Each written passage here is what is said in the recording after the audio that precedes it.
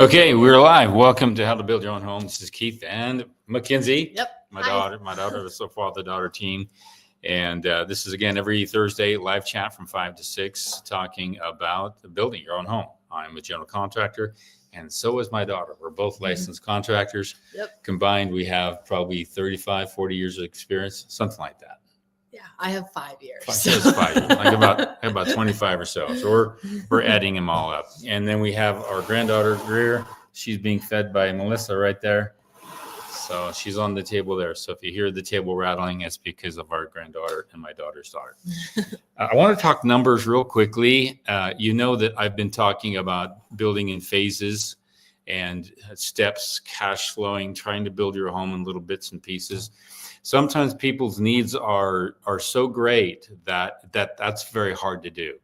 I'm dealing with three clients right now, and they've got 3 and 5 and 6 kids. And that's kind of my forte. I do a lot of custom luxury homes, also with a lot of grandchildren that want to come and visit grandpa and grandma, stuff like that. So I deal with families. I deal with families probably more than I do with just about anything else. When you say that? Yep. Yeah. And so I know what a lot of families are going through, and I know what their needs are, and I've been through that myself. So I just figured out how to get the most square footage for the least amount of money you could ever imagine. And you've seen me talk about this on posts on YouTube quite a bit here and there, but I'm going to be doing a full length video tomorrow. We're going to be in production on it tomorrow, and we're going to do an actual video of it, but I'm going to give you some preliminaries regarding that. So we were able to grab roughly 1,550 to roughly 1,600 square feet for almost $11 a square foot. Crazy, huh? That's really unfinished square footage. Okay, keep you in mind. But imagine that you would have, what's 50 times 40? 50 times 40. Imagine building a downstairs for 2,000 square feet. Imagine building that for roughly $220,000. But you were able to capture an additional 1,600 square feet above all that, but that's unfinished. That would be an incredible opportunity, a huge savings, but a place to grow, a place to have opportunities for the family. A lot of people out there, a lot of families we talk about, they're really more interested in what's called their forever home. How many times have you heard that? Well, this is our forever home.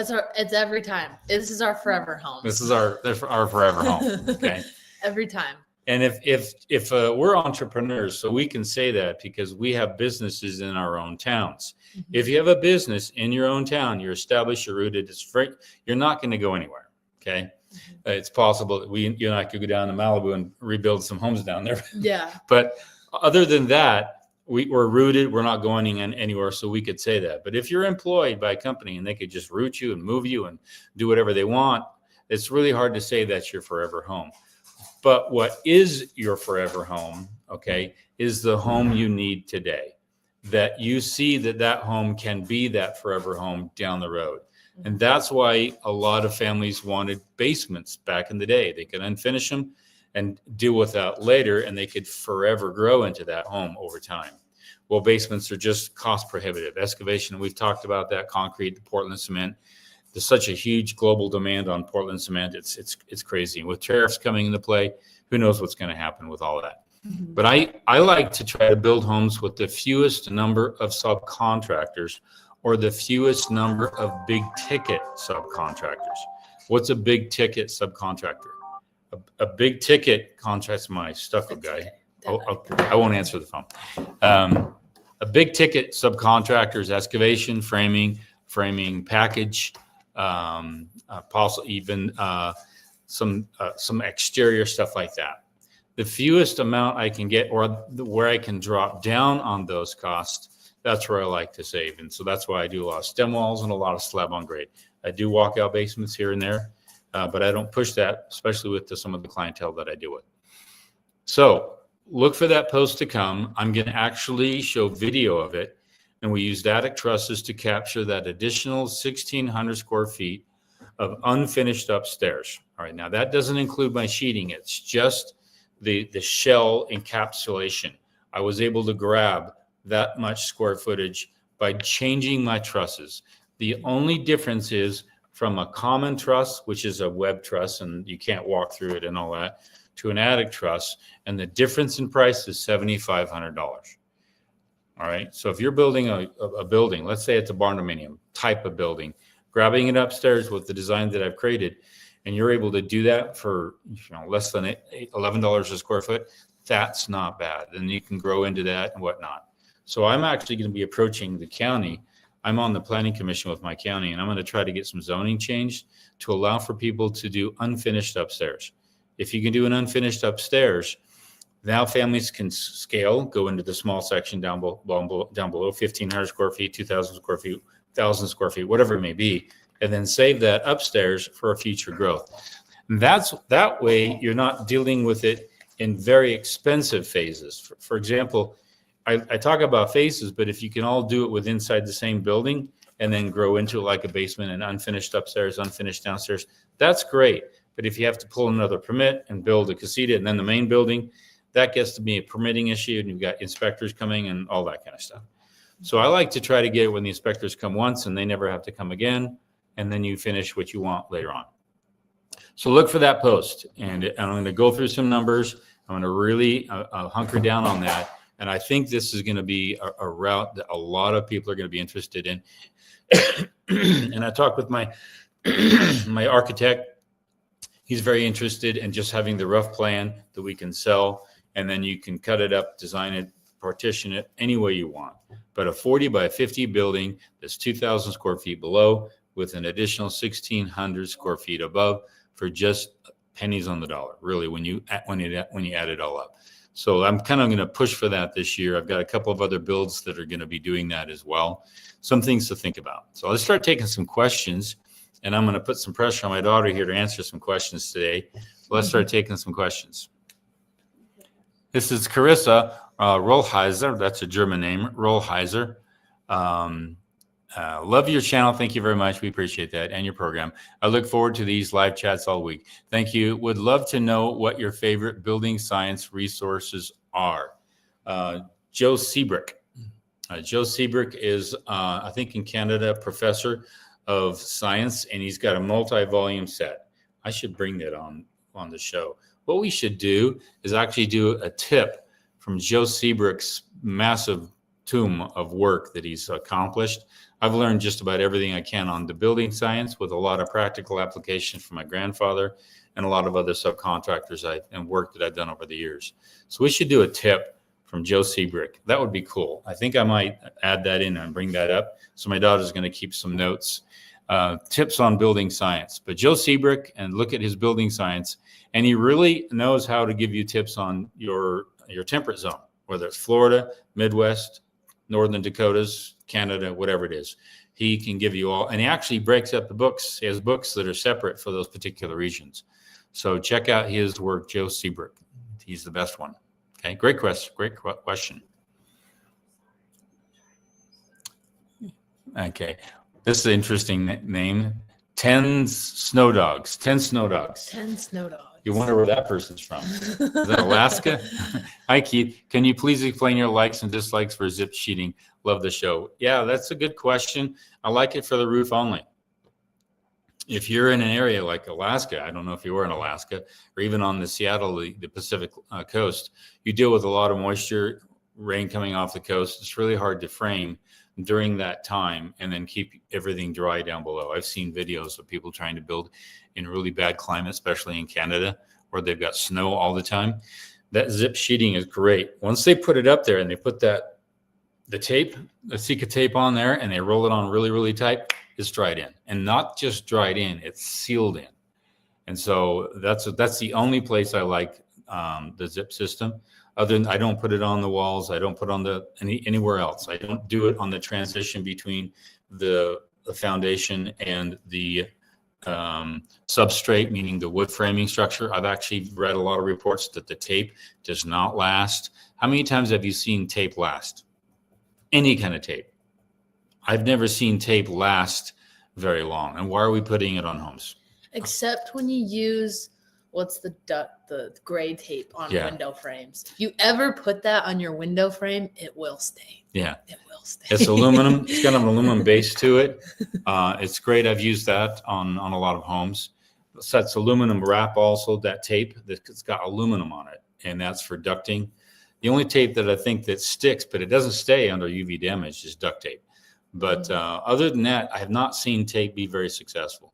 So I should do it. We're going to do another tip. We've got a lot of videos coming out. We're going to put a tip on there for the transition of the Cedar West, Okay. that ceiling that we did.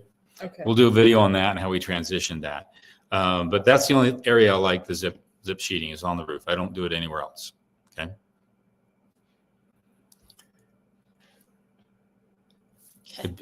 Next question. Josh James, I have 16-inch soffit. Do you need one row of 3 ice and water, 3-foot ice and water shield? And in Cedar Cedar, I'm going to use cap nails, spacing 8-inch around the perimeter and some in the center until the winter is over. Yeah, that's code up there. It's usually the first 4 feet. Sometimes you can go 3 feet, but it's on that first part of the roof. And that's really for ice and water damage, any back icing or ice damming, especially on the northern side and especially in crickets and dead valleys, but mostly all the way around the bottom 3 feet of your drip edge. But make sure you get the drip edge on first, then put it over top of the drip edge, and you're good to go. Okay. Okay, Brandon Brockway. Welcome, Brandon. A GC here in Seattle. How do you deal with owners that beat down on price and in doing so beat down on quality and leaving us, the GC, to deal with warranty issues? Don't take them on anymore. So tell them the three things that you always stand by. Quality, time, cost. Quality, time, cost. Mhm. Yeah. And when you cut the cost, you're going to cut the quality. Mhm. And you need to always tell them that before you begin. Yeah, quality, time, cost, in that order and together. All right. Mhm. But quality is the first thing you go for. All right. And then time and cost is the last thing you look at. They may not want you. You may not get more clients. But when you say that, you're pushing the value of everything up front. And why do I say time? Because if you go with a cheap product and it's really bad and you have to pull it out, that's doubling your time. So why do that? And there's some products out there that are so substandard that you end up replacing them entirely down the road. And so you don't even go that route. So again, that pushes all emphasis on quality. And then the cost. You can control costs by design. You can control costs by selecting the right site to build on.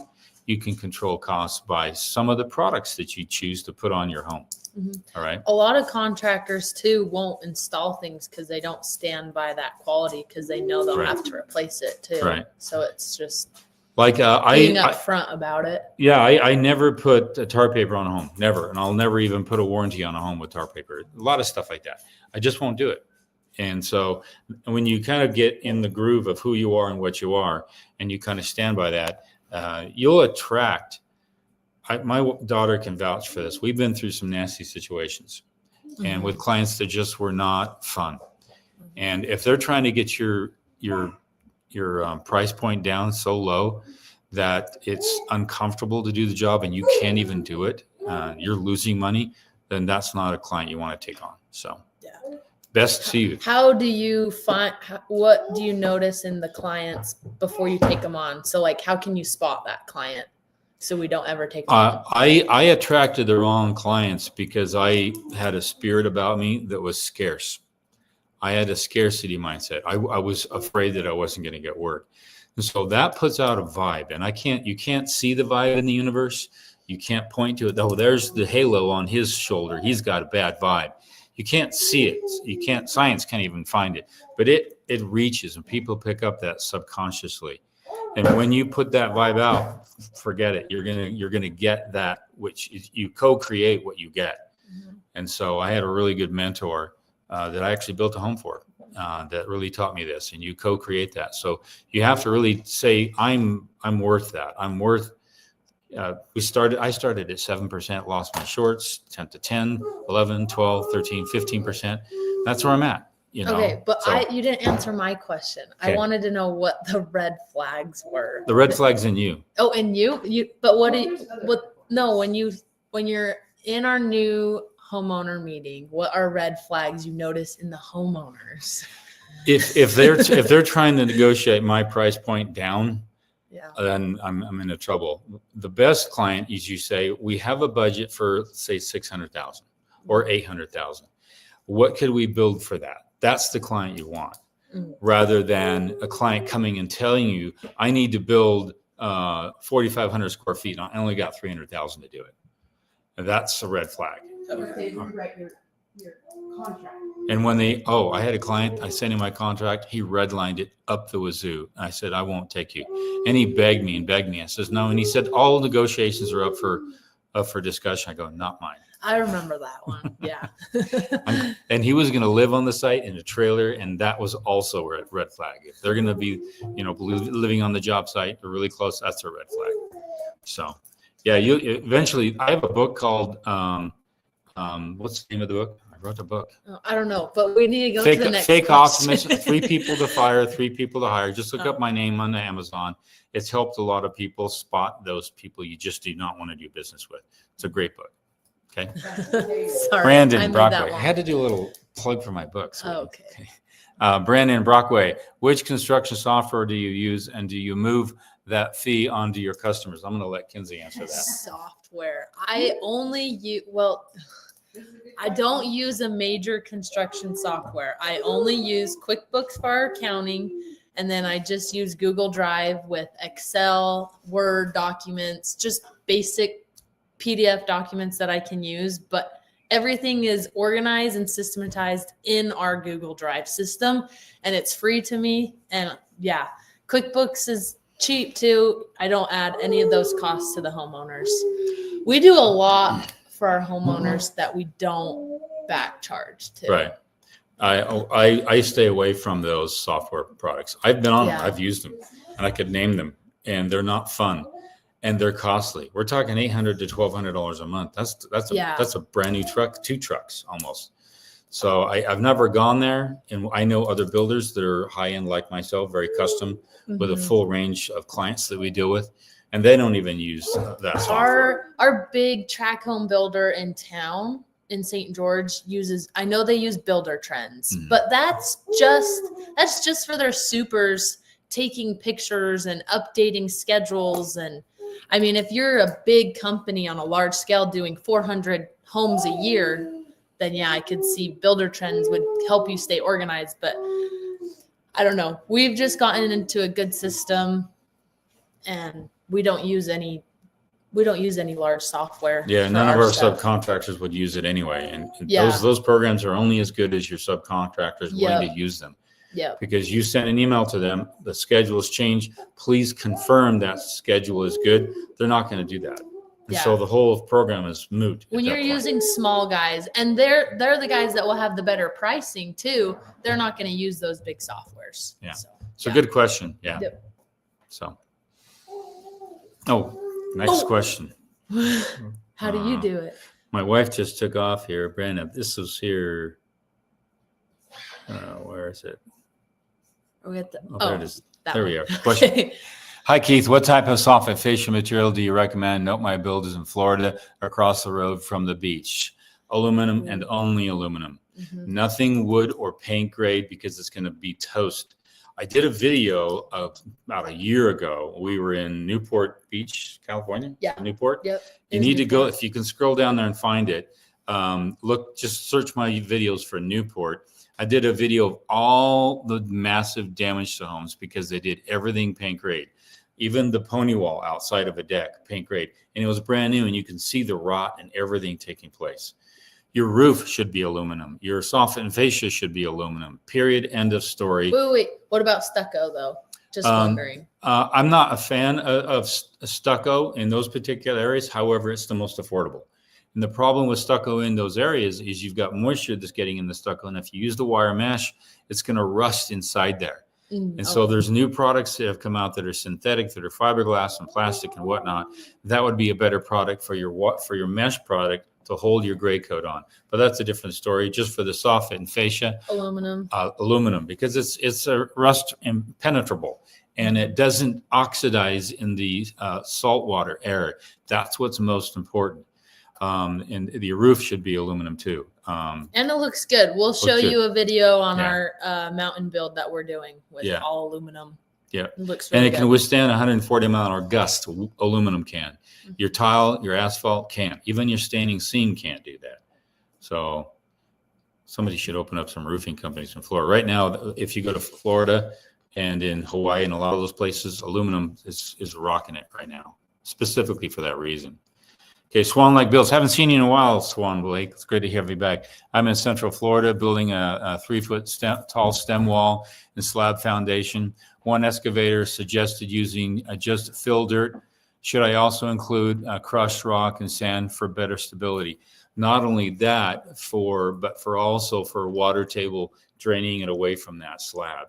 If you have an open porous arena and it's really, really packed well, your slab is not going to have some high water come up to your area. Just make sure that when you do that stem wall, that if you can get it off the center line of the street, at least by a foot more is even better. If you have any high water that comes through that area, floods, hurricanes, you name it, the water surge that comes in off the ocean, if you're even close to that, if you get up high enough, you could actually be pretty much well protected, especially for a 1 to 2 foot surge. Think about that. All right. Not enough people think about that and they build their homes inappropriately. But yeah, just backfill it. A city spec road base would be good. Something that has a mixture of small granulars, sand, a little bit larger aggregate, which could be a 1/2 inch to a 1/4 inch to an inch. And then maybe some mixture of not organic, but native soils. That's called a city spec road base. It just blocks in there really, really well. Something that's the uniform size, like pea gravel, like marbles, they don't compact very well because there's no sand in there. So if you have a mixture in there, that's what they put underneath the asphalt on roads. It's typically called city spec or local spec road base. That would be some of the best. And it's got air in there, pockets of air, so you can dry out and it's not going to wick. What I don't like to do is straight up clay or something like that, and it's just solid compacted in there, and there's no opportunity for drainage away from the home. So something to think about. My best guess on that. Okay. Good one. Is it possible to build less than $100 per square foot? Not in southern Utah. I have been trying so hard to figure out how these tract home builders do it, and no, it's not possible. Maybe Texas prices are lower. Not possible in Utah though. Yeah. It's not possible in Utah. It's possible if the land is not a factor in the equation. No, that's without land. That's without land. Oh, that's true. Yeah. No. Just price per square foot without land. The cheapest we've built, I think, is $160. That's the cheapest. Yeah. That's the most affordable home that we've built. Yeah. And that was just a couple months ago. Yeah. So I mean, it's how much you're willing to take on when you take out a lot of fees. I don't know how and far maybe down it's you can also get. maybe Yeah. our floor plans are really good too. It's very, very simple and not very cost efficient, I would say. And so Yeah, maybe there is a secret floor plan. Other big tract builders get really down low because they scab the work and they don't care about the employees that they hire. I've seen them go back to 2x4 walls. And as a result, it's really, really quality is down. Yeah. So They're not putting nice floors in. They're putting These boards are tiny. Here's the really skinny of the whole thing. Somebody can build a home with just some of the worst products, worst labor, really cheap, cutting down on studs, everything you need, and they can sell it for the same price that somebody else builds a well-built home for. Yep. Because an appraiser is going to come in and just measure the square footage and give you a market comparable.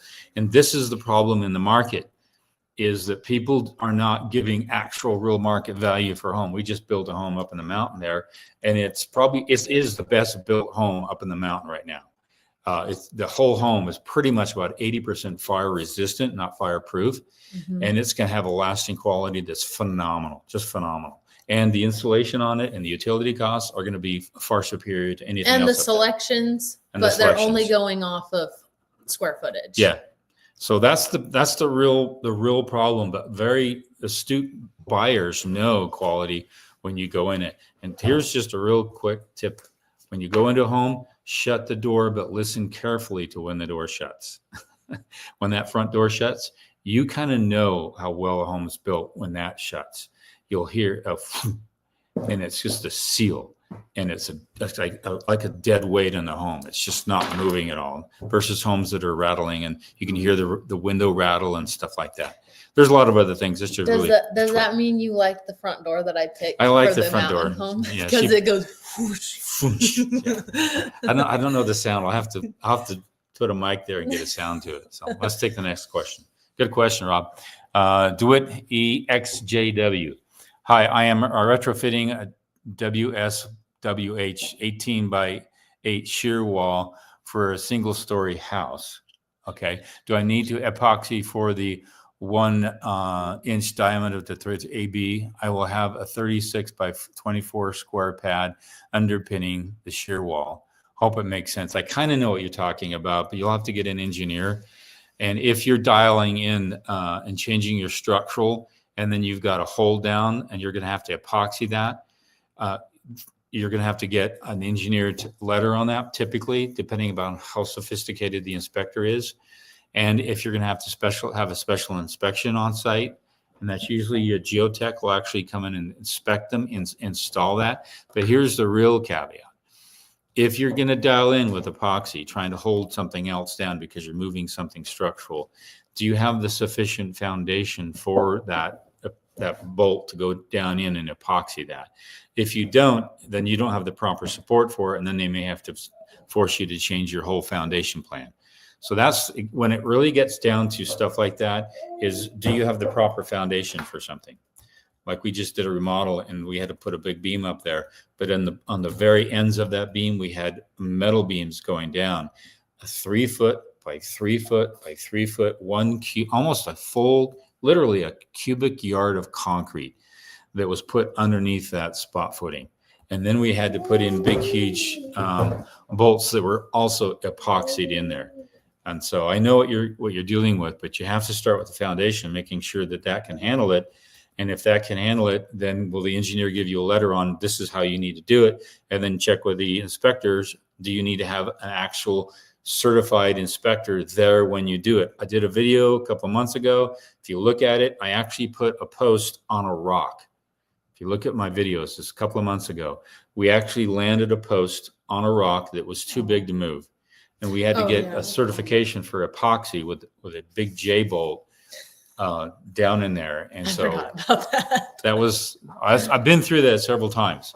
But again, there's a lot of factors: inspector, site inspection, engineer approval, foundation. Make sure all those are coming into place and you're good to go. So, okay. Okay, I'll find that video. Okay. ZT Zang. I haven't seen ZT. It's been a while. I remember that name. I remember that username. Is it worth to buy a skid steer or mini excavator for home built? You would say yes. If Well, you pay all the bills. I don't know. That's a good. You elaborate on I guess that. it depends on the excavation. It just right? depends. It just depends. Well, What were you quoted? It depends on what your quote was to do the work. And see, our reasoning behind our equipment and why I said yes for him to get 2 pieces of equipment was we got quotes in to do some excavating on our personal home. And he's like, well, I could just buy a track hoe for that. So we bought it and he did it himself. So it was $93,000. That was the bid for the excavation. And so the track hoe was $64,000, somewhere in that range. And I already had a skid. yeah. So, and then I used the track on multiple jobs. And we have a track hoe and we dig our own footings. So every job that we do our own footings, or I actually rent it out to my excavators sometimes, or my concrete guy. And that kind of pays for the track hoe. But Yeah. we've already made the money back on the track hoe.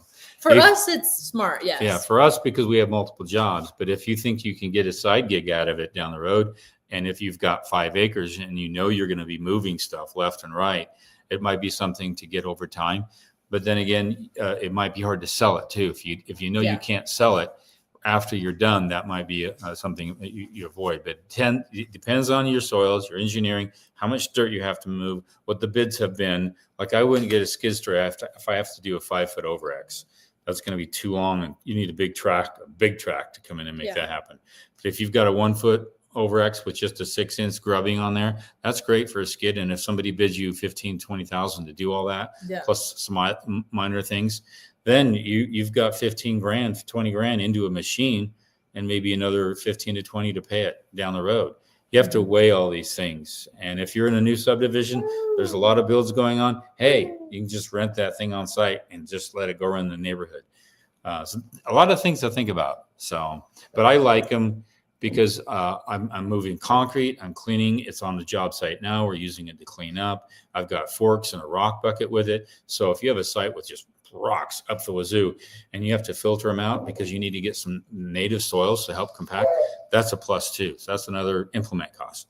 So I could talk forever on that, but these are just some things to think about. Mhm. All right. We got a super chat. Oh, we got a super chat. Oh, thank you, Rob Fulton. He's got a couple questions here. Okay, Rob's got a couple questions.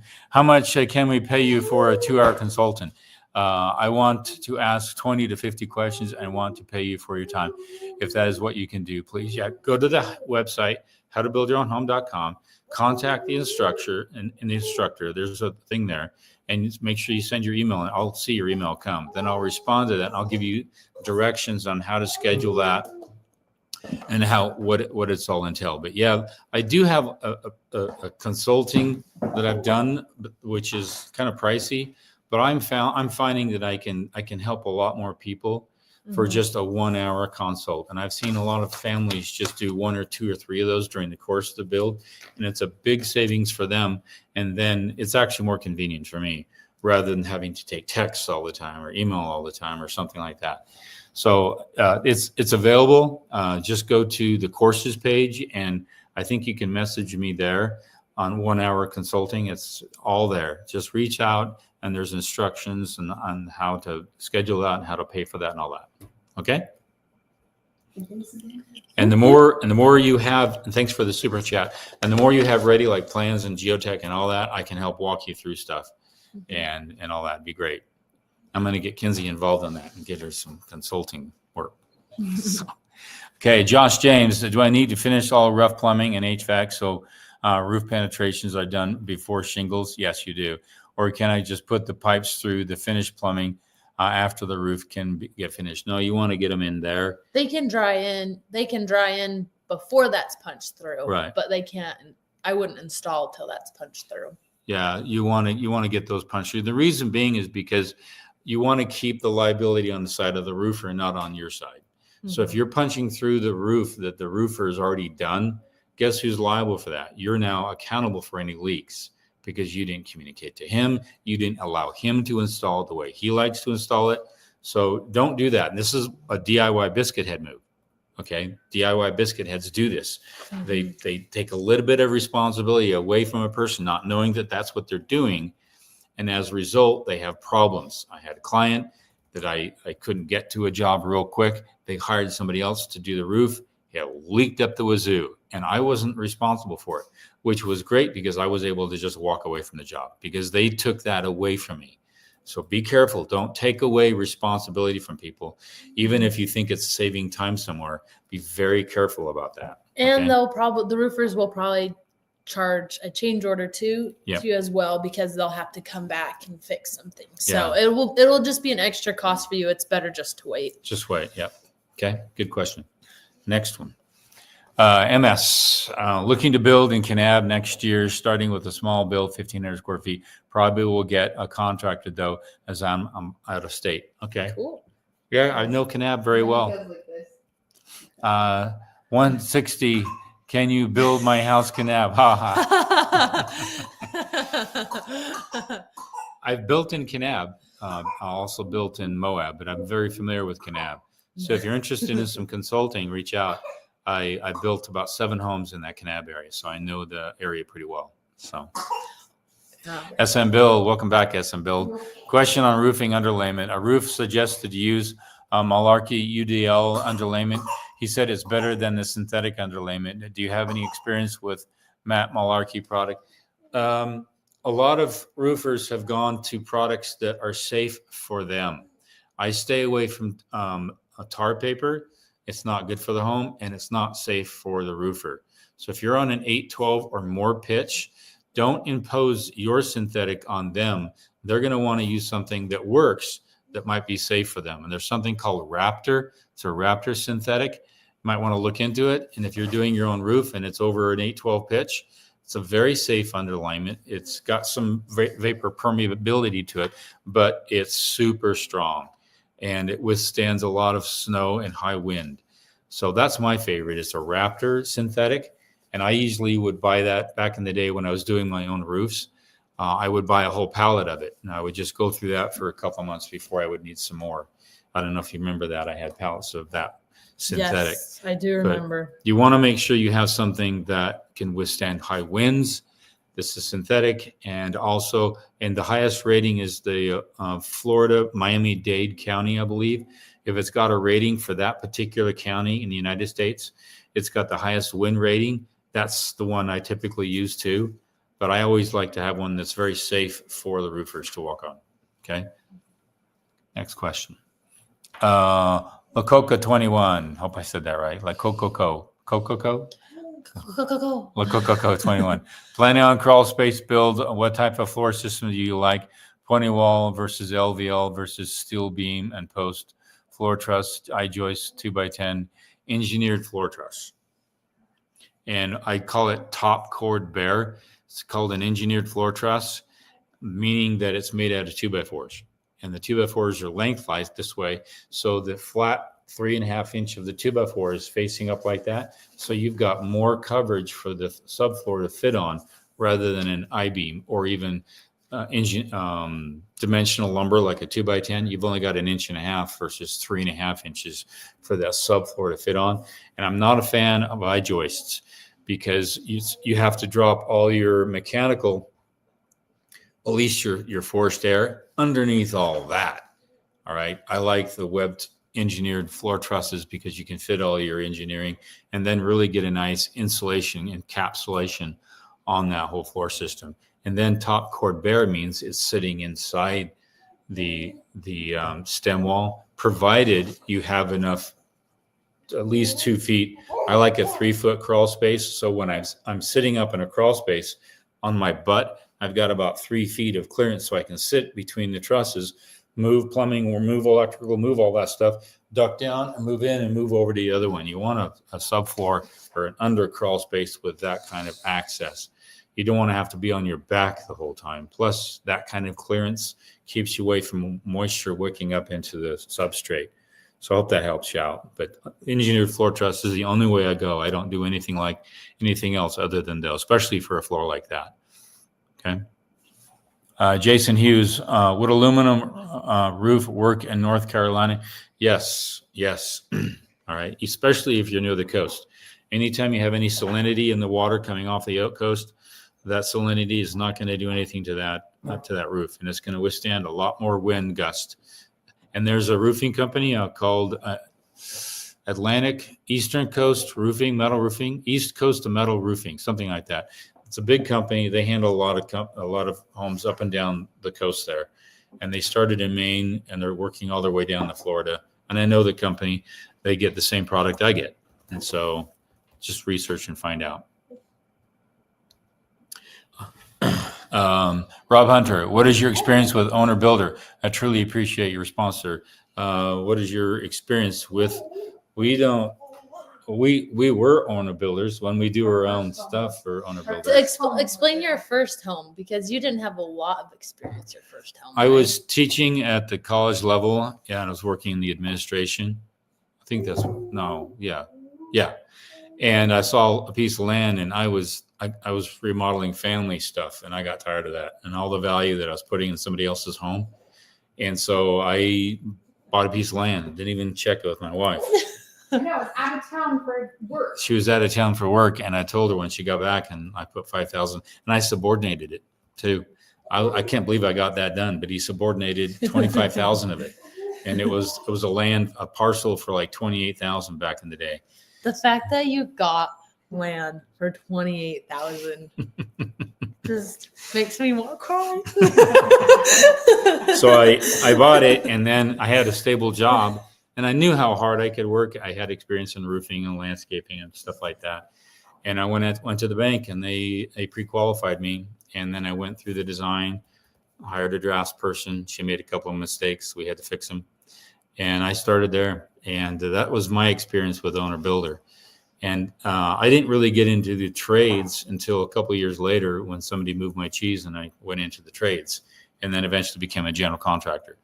But it's if you have any kind of hard work ethic and you're not afraid of hard work, then owner building's for you. And I lost weight during that time. My wife can vouch for it. I worked late hours all night, try to make it happen. I was pretty exhausted, but I got it done. And we built the home for like 154,000, and it was 3,600 square feet, something like that. 20, about 2,800 square feet. And I did attic trusses throughout the whole thing. And that's where I learned about attic trusses. And I never forgot it ever since then. So yeah, it was a learning experience. It was fun. So. Okay, next question. MG, if you choose to have a walk-in showers rather than the bathtubs, would this detract from the value of the property? I'm going to let my wife answer that question. If you Let me get here, sorry. walk it. No, most people do like walk-in showers. They bring in high value. I would try to have at least one bathtub somewhere in the home, but there are several homes that don't have any bathtubs, and depending on your demographics. So 55 and older communities, walk-in showers all the way. Yeah. But most even families, most people like the walk-in showers. They're great for resale. Mm-hmm. Okay. Yeah. Any other comments on that? I like the walk-in showers. Yeah. a lot. Walk-in showers. Yeah. I was at a design meeting yesterday, and they had a tub and a walk-in shower, and they ixnayed the tub. And as long as there's one tub in the home, and mainly tubs now are for bathing kids. All right. And then for And that, me, I like my tub. she likes her tub. There are people that like tubs, but I'm starting to realize there's not a lot. I'm Yeah. part of the like 5% that like tubs, I feel. Well, and it depends on the tub, right? Yeah. But I would do a freestanding tub just in the master, and then if it's my home, I do a freestanding tub in the master, and then I do everywhere else shower. Yes. If you're going to do a tub, do a nice tub Mhm. for resale.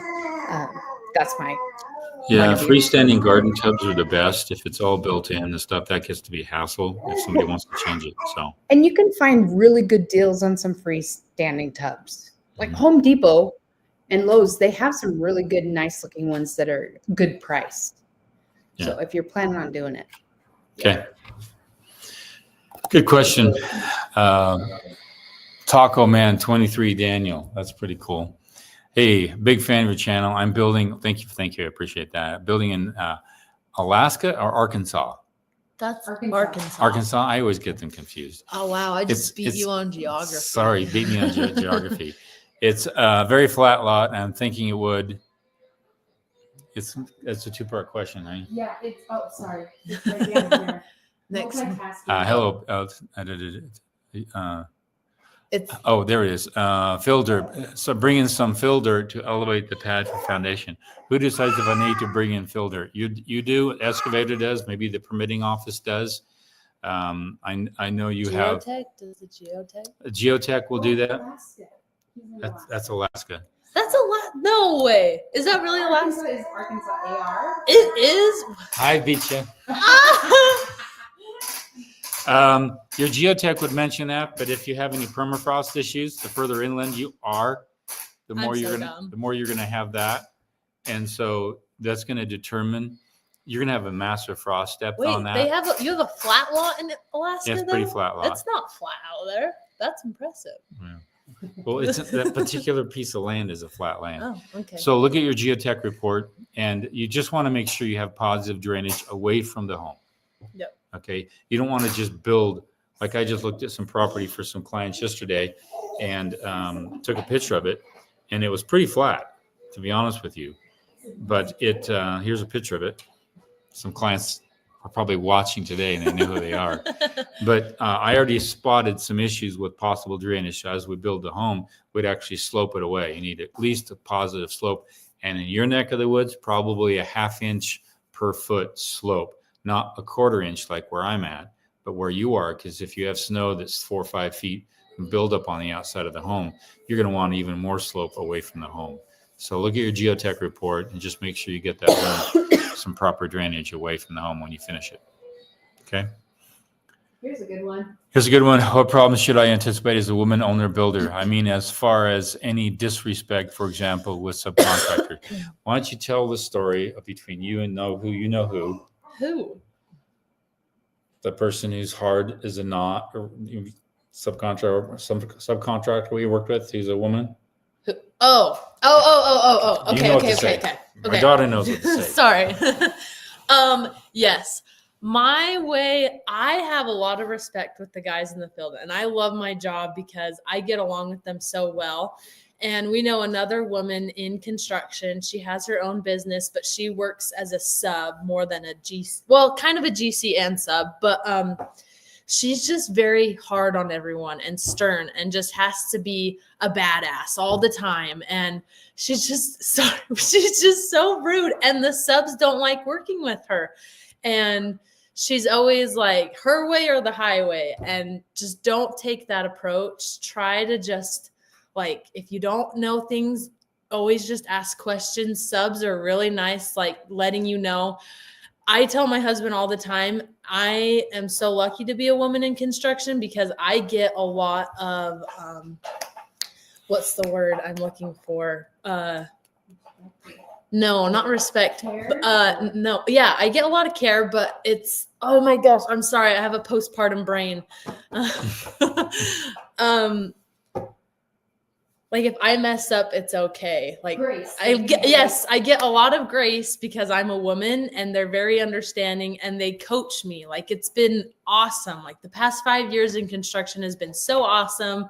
Just asking questions, always stay humble, like stay humble. Like that is, I think, one of the most important things you can do because a lot of subs don't want to listen to people who tell them, I mean, we're supposed to tell them like how things are done, but not walk all over them. I hope that makes sense, but. Yeah, Kinsey's actually done a much better job than other women because women think that they need to be like a man. Yeah. That's not true. That is not true. Okay.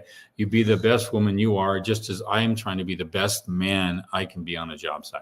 Mm-hmm. It's the best of us that makes good things happen, not the worst of us. Mm-hmm. And so women who think they have to have a hard time and be just like men and whatnot, if you go on a job and like a framer did something, you say something good, touch him and say, I really like You your don't work. have to touch them, but yeah. It goes the distance. Also, Stuff like that. plumbers, just a note, all plumbers have very dry humor and you'll think they're mad at you, but they're not mad at you. I promise. They have very dry humor. You'll catch on eventually, but I don't know why that is about plumbers. all plumbers. So don't think that they're mad at you. They really do like you. I promise. Yep. And yeah, you just be your best self and enjoy who you are. Be comfortable in your own skin. Don't try to be something you're not because they'll pick up on it. Yeah. And just Yeah. ask, I think to answer your question, any problems you would anticipate, to avoid any problems, just ask lots of questions, like any question. No question is too dumb. Just ask lots of questions and that will save you a lot of problems. And they love to share, Mhm. except plumbers do not like to share. Have you found that to be the case? Yeah. Plumbers don't. Plumbers like do not like to share their information. They, Well, enough on plumbers. Let's go to the next Good. question. Okay. Beast Morphs, great name. What out-of-pocket upfront costs are expected before the loan starts to pay out? And what of those can the loan pay back on? Good question. you'll need at least 20% down, whether it's the land or cash, whatever. They won't pay that back to you. That's part of your down payment. And it could be more, whatever the lending institution is asking for. Anything over what your down payments need, and if you do it out of cash, that could get paid out of the loan. That's architectural, that could be engineering, it could be structural, geotech, all that. Yeah, But you need all that first before you can even get a budget. Mhm. All right. And if you expense all that out of pocket, that can also be used as part of the down payment. Yeah. All right. And so it's a matter of what you can afford, what you can cash flow, what you can pay for, and then eventually you get the loan. As long as you have the 20% down, you're good to go. I got a little future builder here. This is Mackenzie's daughter. She's a wiggle wart. She just is all over the place. Okay, next question. Hello, big fan. Thank you. I have a flat. Oh, we got that one I already. got that. Sorry. And it's Alaska, not Arkansas. George Loco, would banks or lenders fund only construction or both soft cost and hard cost? I don't know what you mean by hard cost and soft cost. They'll fund everything up to what they want you to put down. They want to see you have skin in the game. That means there's a greater risk of a greater success of you finishing the job. And so as long as you have that percentage down, they will reimburse the rest. So it's up to you if you want to fund or pay mortgage on that. Like, for example, I've seen families build a home when they have a couple $100,000 after selling a home, and they build everything up to that point, and they will get a loan for the rest. It could be $100,000, $75,000, or $200,000, but they don't get that until last. But let me chime in. Soft costs are design fees. So architectural engineering, Okay. soils, permits, those are soft costs Okay, now before that actual makes sense. construction. Okay. So yes, banks will fund soft and hard costs. Yep. A lot just in our situations, we use our soft costs as our down payment. But banks will fund both.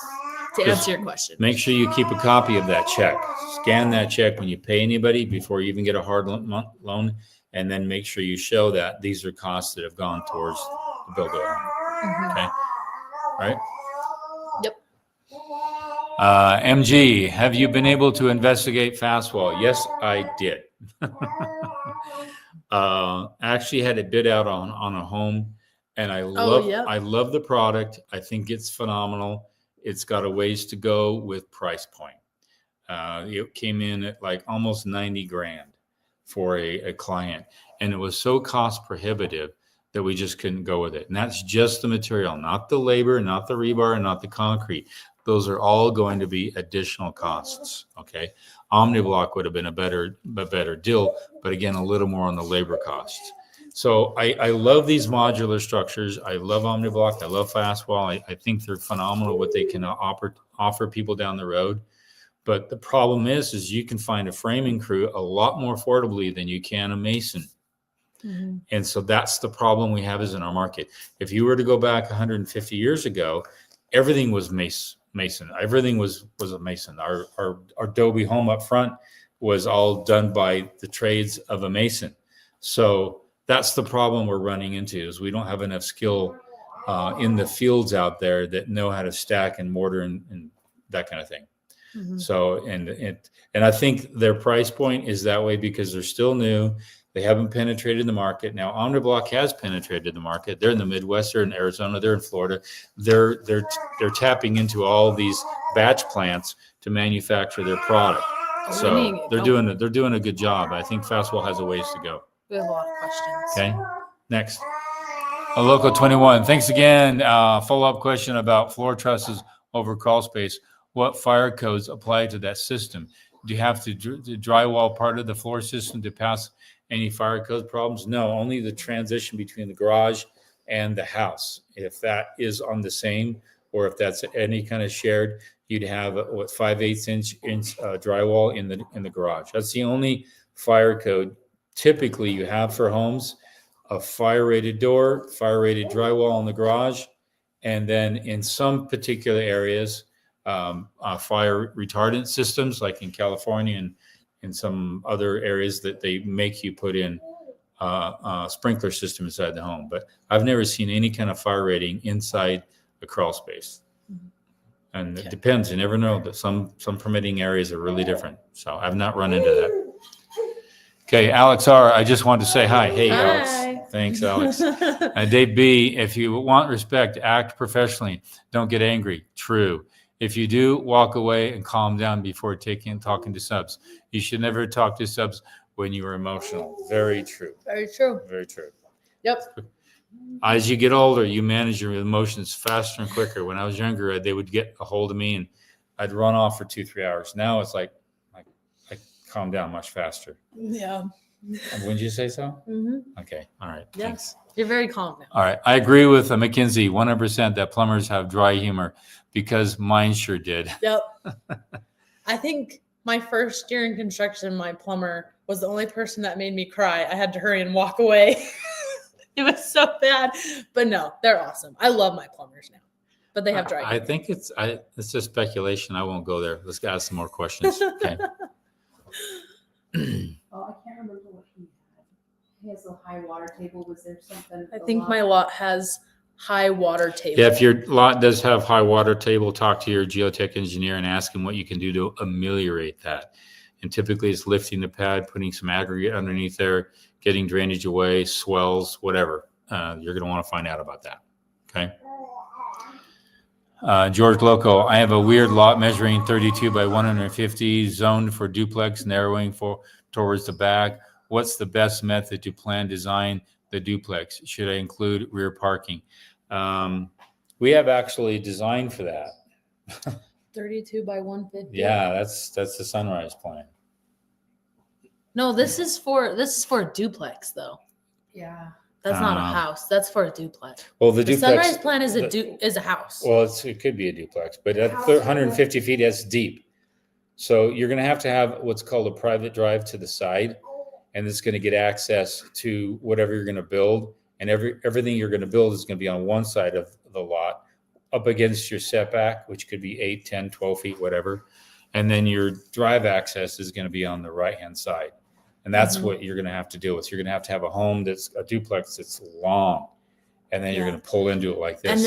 And then hers narrows in the back. So that wouldn't be a bad idea to put parking back there because you're probably limited on what you can build. Yeah. So Just be careful with fire zoning. They have an issue with that. They have to be able to pull in there with a fire truck. And sometimes they demand what's called a hammerhead. And so they can turn in and do 3/4 turn and get in and out. So talk with your zoning department and find out what you can do and how you can do it. Okay. Okay. George Loco, how do I find impact fees? Sewer, water lines, gas? What's a typical square footage? The utility impact fees are going to be kind of separate from the county or city permit impact fees. Okay. So when you go to the city, ask them, can you give me a list of, or what the impact fees are? They're going to ask you how many square feet, bedrooms, bath, etc. are you going to put into your home? And then they can give you an estimate on what the impact fees are. But that's not your gas, water. You have to go individually to those departments and county health departments and water conservation districts, et cetera, and they can tell you roughly what the impact fee is going to be. But then again, they're going to ask you, what's your square footage? How much grass are you going to do?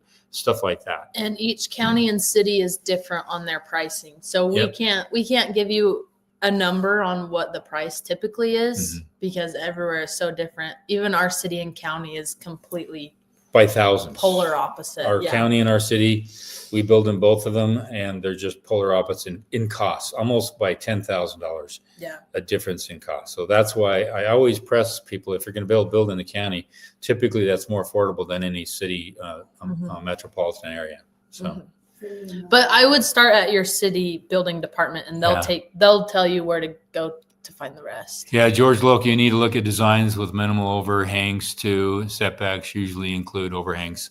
Some setbacks do, not in our neck of the woods. The setback is your foundation of your home. So you can have, I built my first home I built. Yeah. I actually cantilevered out a bench, a bay window, and I actually built it out with the foundation. And then the city says you can't do that. So it was the foundation. So I had to redo the framing and I had to cantilever it out. So I cantilevered it out and went past my foundation 2 feet. And in my area, I can actually cantilever up to 4 feet beyond the foundation to encroach on that setback. But you have to check again with the county permitting office or city permitting office and ask them. And cantilevering is often permitted, but you want to find out at what elevation and how far out. All those things are inside their zoning. Okay. 2-part question coming up. No, he said it was a 2-part, but Okay. I'm just gonna get him this guy. I want to build a custom home. Okay. How to build your own home. Nice. Go to howtobuildyourownhome.com and take the first steps course. And send us pictures when you're done. Send us pictures when you're done. Follow us on all our social media. Yeah, go to How to Build Your Own Home right there. Take the first steps course. And if you're all ready to rock and roll, make sure you take that coupon code at the very end of that course. Don't forget that. A lot of people forget that. Joshua Daniel, I live in upstate New York, a new construction. I want to build a 10-foot finished basement. I have concerns. I have high water table. Are there engineering tests and best practices you recommend? Thanks. Yeah, get a geotech test pit. But make sure when they do that, they do it. I don't like to do test pits in the spring with issues like you're going to have.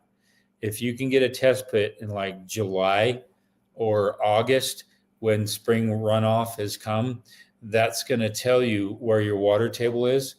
Or you can get it in the spring, and that's also going to tell you where your water table is.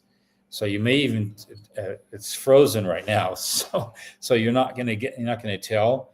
But get a geotech to do a test pit, but make sure they do not do a test pit at 8 feet. If you want a 10-foot basement, you're going to want to make sure you get a test pit that's beyond that. So typically a good backhoe can get down between 12 and 14 feet. And that's how deep you want to get a test pit. And they're going to look at the strata. They're going to make sure what the compaction is. They're going to take some samples with that and do a Proctor test on all that. And that's because of your area. Make sure you really, really do that right. And that's going to tell you everything, what you can do and what you should do and how you should do it. Okay. And the permitting office is where you are is going to require that anyway. It's just the way it's going to be in New York, especially upstate New York. Beast Morse, are you finding that new home builds are appraising for much more than the cost of building, including down payment and land? What? That's a mixed question. That's a mixed question. Appraising for much It's- more than the I'll let cost. my wife answer. Yeah. Sorry, she wants to give her turn. There we go. Okay. It depends. I'm noticing here in our local area, some builders that are custom builders, I don't know their numbers exactly, but I do think that they are getting a good appraisal for what they built. So I think it is more. Actually, I'm looking back at most of the homes. They're not coming in right at, like if you were to build, if Mackenzie was pricing out a home, it would have been like break even and she wouldn't make any money. I would say it depends on your square footage. So when it comes to tract homes, I would break even. But when I do more of the custom over 2,500 square feet, I would say there is profit. Yes. And they're I appraising agree. for higher. It That's has what to I be in the right In location. our area. If it's in the right location and higher end homes, those are you can make more money on it if the market's there. Yeah, depending But on your location. Trying to compete with the tract builders, don't even try. Don't Yeah. even try to do that. You're just gonna find yourself depressed. So yeah, next question. George Local, I am applying for a construction loan and trying to roll the loan over into a permanent loan without cashing out or refi to lock the right rate. Is that smart? Yeah. I do some construction to permanent loans, but if you want to refi and it's got a lower interest rate, that's going to be a plus for you. So yeah, roll that over. It's not a problem. I'm not a financial advisor, but talk with a lender and say, hey, what's the pros and cons on this? And they should be able to tell you. Here's another one. Let her crawl. Okay. Last one. Okay, last one. If I use the general contractor to build my house, can I specify tech like ICF walls and specific solar equipment? And am I at the mercy of whatever the builder wants to do? My spouse prefers not to DIY. Depends on your builder. Yeah, if you start putting technology on a builder and they've never done that, they're going to charge you through the roof on that. Mhm. And they may not have somebody who can do it locally, so they're going to charge you to learn how to do it. So why not you learn how to do it? And I won't make any comments on ICF walls. That's going to increase a lot of complexity there. But find out. A lot of times you'll find a subcontractor. I'll be the skinny on this. Why not manage it yourself? That doesn't mean you have to DIY it. It just means you're going to manage the cost. You'll have full control over the cost. You're going to see all the invoices that come in. And all you need to do is find a good foundation crew, subcontractor, a good crew to come in and do the ICF walls. And a lot of those contractors who manufacture those ICF walls, they will come and install them for you with the rebar. And then you just need to schedule the concrete to be pumped and put it in there. And then find a good framing crew. If you find those three things, the headaches for those, to get them all squared away, the rest is cosmetic for the most part. All right. And if you can find those and they all line up just perfectly, you're good to go. Mackenzie and I know that if we have a good framer and a good concrete guy who hits his square, flush plumb and all that, everything else just works nicely. But if you don't have those two guys or three or four, the big ticket items, it's really hard to master it. That's why I say if you can find these people and if they're available, grab them, owner build, save $150,000 easy. Mm-hmm. And you don't have to lift a hammer or do any of that. Just manage it. Go to howtobuildyourownhome.com and learn how to do it.